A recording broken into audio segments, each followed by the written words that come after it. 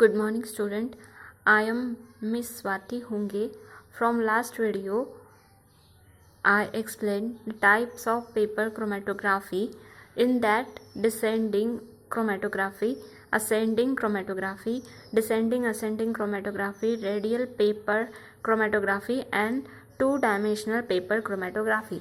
Later we also discussed experimental detail, choice of proper chromatographic technique, choice of filter paper and preparation of sample. Today we are going to discuss about our pending topics in experimental detail, and we start thin layer chromatography. So now we start the pending experimental detail topics. First is the proper developing solvent, that is our fourth topic. In proper developing solvent, the best possible developing solvent is generally selected for the separation of substances under the examination. The choice of this depends upon the simple fact that is RF value should be different for different constituent present in the mixture. Generally, the solvent or solvent mixture which gives a RF of 0.2 and 0.8 for a sample should be selected. Solvent is in paper chromatography are given in this table. The solvent is listed in order of increasing polarity. An indication of polarity of solvent can be obtained from the dielectric constant. If a pure solvent is not satisfactory, the solubility of suitable polarity may be obtained by trying out mixture in various proportion of solvent listed in this table. Next topic we discuss about the spotting. For ascending technique, the strip of Whatman filter paper of suitable size, that is 25 cm into 7 cm, is generally used. A horizontal line is drawn on filter paper by lead pencil. This line is known as origin line. On the origin line, cross mark is made with a pencil in such a way that each cross line is at least 2 cm away from each other, which shown in figure. By the help of graduated micropipette, the test solution are applied on the cross mark and spot are dried cautionly by stream of hot or cold air.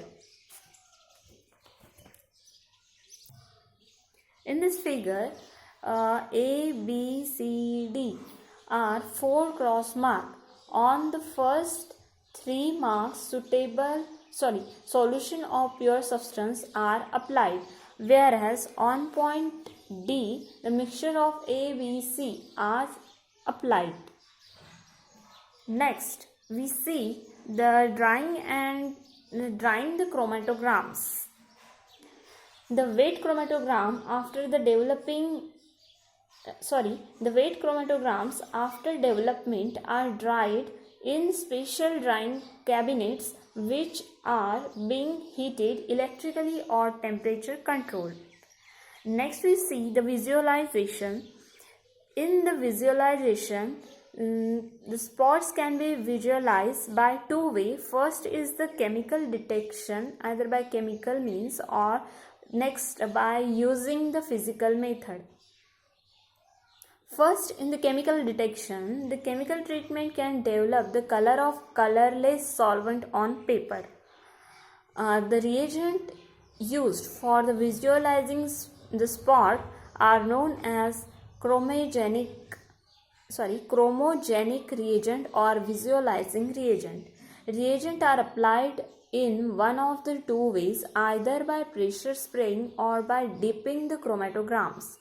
Reagent in organic solvent are more suitable for spraying than the aqueous solution. then spots are dried. The next method is the physical method. Some colorless spot when held under the UV lamp or fluorescence and reveal their existence. When the substance is colored, the spot can be observed either by reflected or transmitted light. The former is more selective, but the latter more sensitive. The next and last is that the calculation of RF value. The distance of chromatograph species is noted from its center of the origin line. This distance of solvent from the origin line gives RF values. So this is all about the experimental details of paper chromatograph. Then next we discuss or we start about the thin layer chromatograph. Now we start about the thin layer chromatography.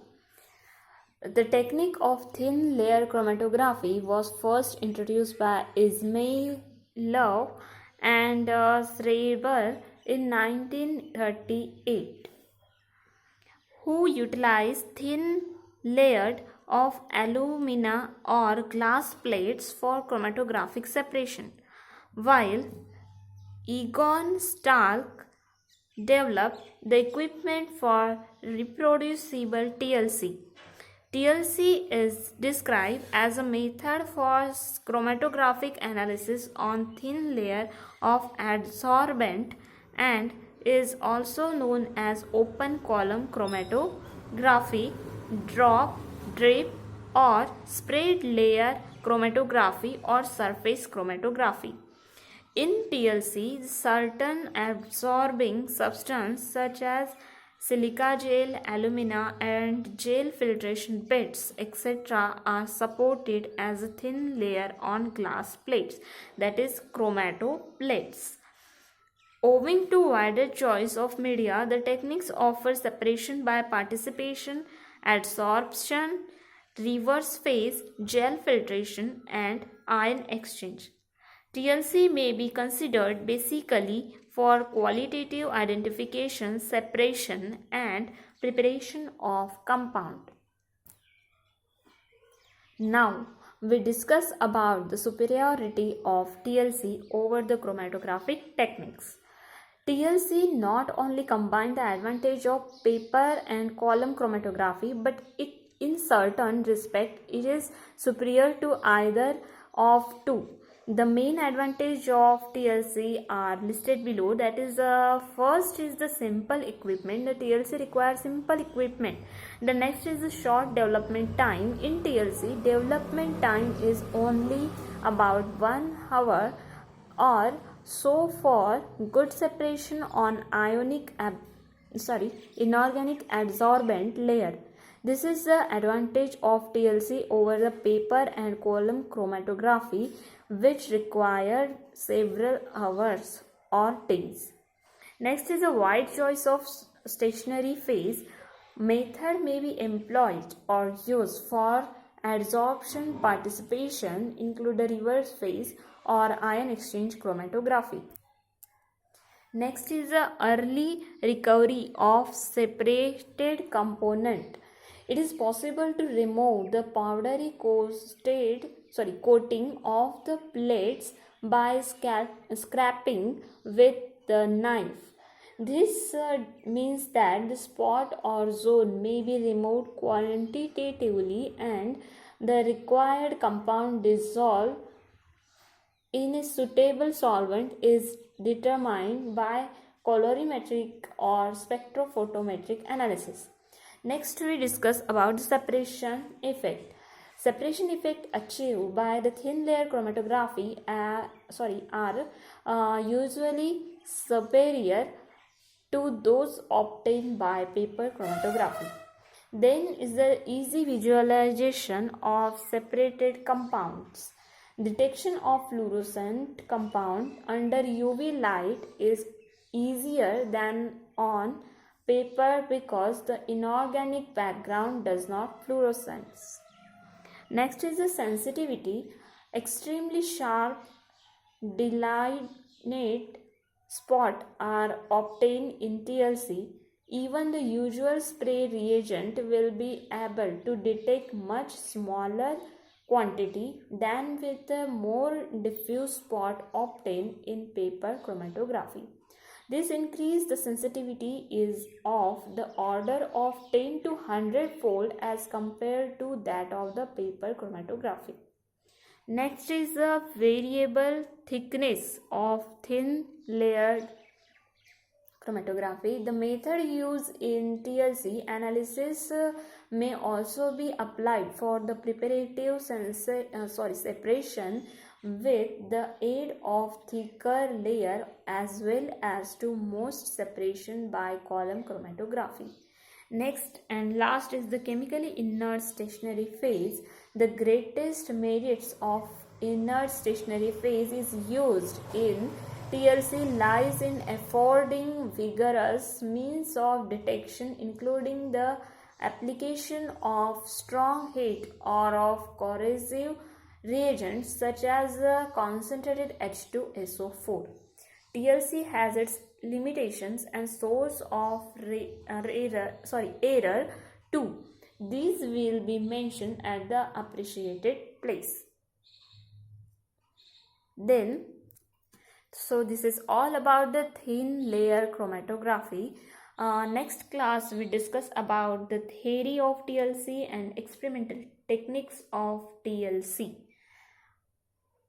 Now we're going to finish this video. Thank you.